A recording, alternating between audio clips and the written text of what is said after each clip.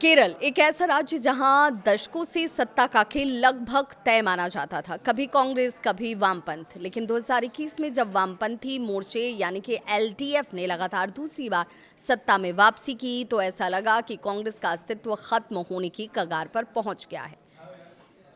नमस्कार, मैं आपके साथ विभा उपाध्याय और आप देख रहे हैं न्यूज 18 बिहार झारखंड का डिजिटल प्लेटफॉर्म।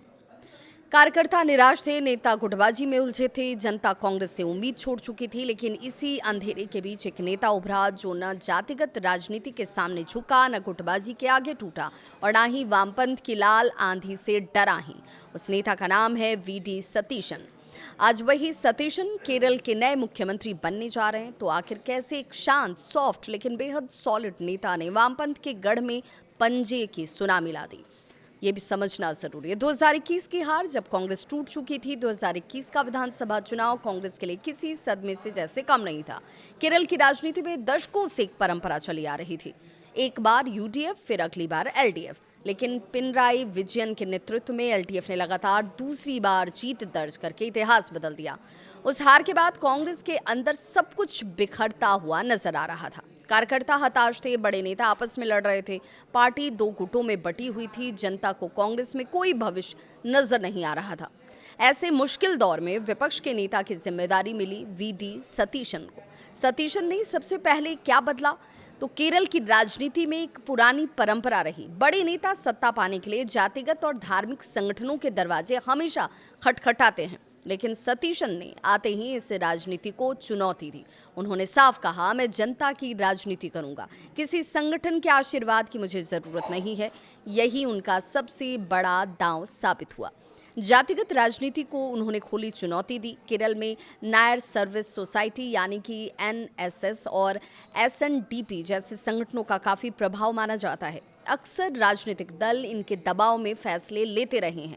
लेकिन जब इन संगठनों ने सतीशन की आलोचना शुरू की, तो उन्होंने बेहद शांत लेकिन मजबूत जवाब दिया। उन्होंने कहा कि लोकतंत्र में हर किसी को अपनी राय रखने का अधिकार है, लेकिन मेरी राजनीति जनता के मुद्दों पर चलेगी। यानी सतीशन ने साफ कर दिया कि वो जाति वाली राजनीति नहीं, काम की राजनीति करेंगे। और यही बात युवाओं को, मध्यम वर्ग को बेहद पसंद आई।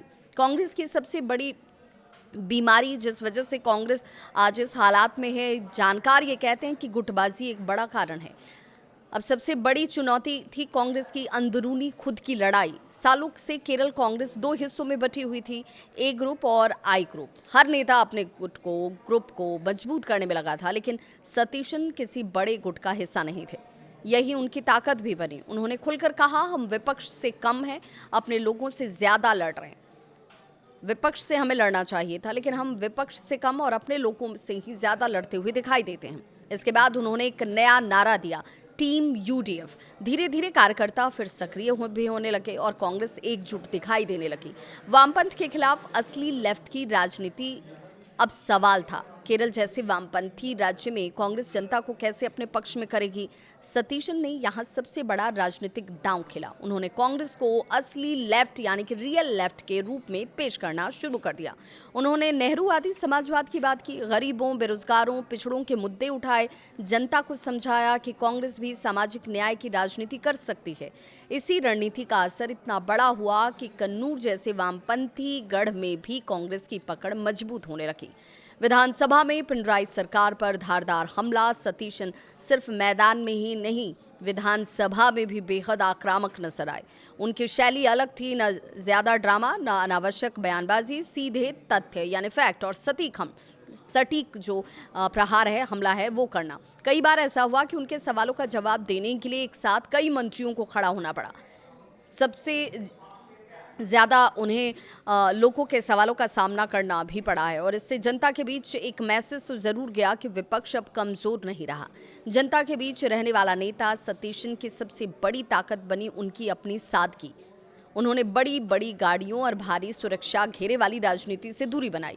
वो लगातार लोगों के बीच गए, यात्राएं की, गाँवों में बैठे, सबसे ज़्यादा लोगों से बातचीत करके उनकी समस्याओं को सुनने का प्रयास किया। और यही वजह रही कि ओमन चांडी के निधन के बाद जनता को उनमें अपना एक नया जन नेता नजर आया।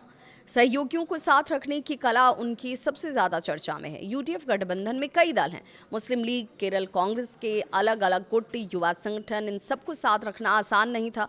लेकिन सतीशन ने हर सहयोगी को सम्मान दिया, सबकी बात सुनी, गठबंधन में भरोसे का माहौल बनाया और इसी वजह से 2026 में यूडीएफ एक मजबूत टीम की तरह चुनावी मैदान में उतरा। 10 दिन तक दिल्ली में माथापच्ची आखिर फिर क्यों चली, ये लोगों के जहन में सवाल है, क्योंकि बाकी 4 स्टेट्स में मुख्यमंत्री का चयन हो गया, शपथ ग्रहण हो गया, लेकिन केरल आखिर क्यों पिछड़ गया।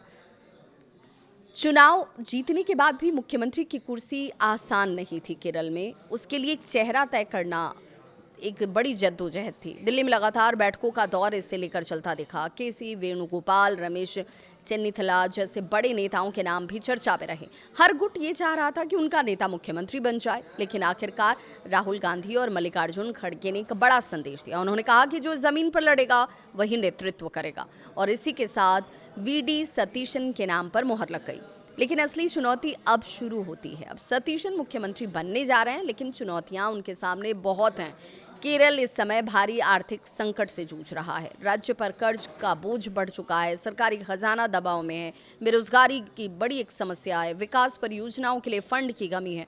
इसके अलावा उन्हें अपने सहयोगियों को भी खुश रखना होगा और कांग्रेस के भीतर पुराने गुटों को भी संतुलित करना होगा। क्या सतीशन बदल पाएंगे केरल की राजनीति? आज सबसे बड़ा सवाल तो यही है, क्या वीडी सतीशन केवल चुनाव जिताने वाले नेता साबित होंगे या वो केरल की राजनीति को एक नई दिशा देने वाले मुख्यमंत्री बनेंगे। फिलहाल इतना तो ज़रूर है कि उन्होंने ये साबित कर दिया कि अगर नेतृत्व ईमानदार हो, रणनीति साफ हो और नेता ज़मीन से जुड़ा हो तो सबसे मजबूत किले भी ढहाए जा सकते हैं। 2021 की हार के बाद कांग्रेस को खत्म मान लिया गया था, लेकिन वीडी सतीशन ने हार की राख से उम्मीद की नई चिंगारी पैदा की। उन्होंने जातिगत राजनीति को चुनौती दी, गुटबाजी को खत्म किया, वामपंथ के खिलाफ नया नैरेटिव बनाया और कांग्रेस को ऐतिहासिक जीत दिला दी। अब देखना बहुत महत्वपूर्ण कि केरल का ये नया सुल्तान राज्य को विकास की कितनी नई ऊंचाइयों तक लेकर जाता है।